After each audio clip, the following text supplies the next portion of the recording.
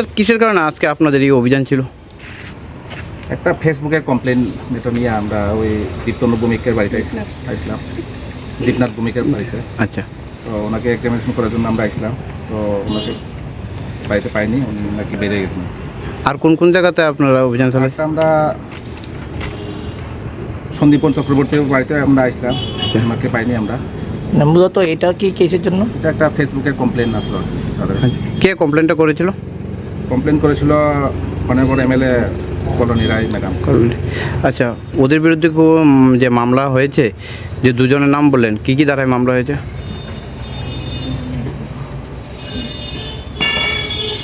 হ্যাঁ, 356 two BNSS. বেশ। আপনি কি সন্দীপন চক্রবর্তী বা দীপনাথ ভৌমিক কাউকে বাড়িতে পাননি? না না, কাউকে পাইনি। বাড়ি থেকে কি জানানো হয়েছে, তারা কি? বাড়ি থেকে তারা কি সকালে বেড়ে গেছে। আপনার নাম স্যার?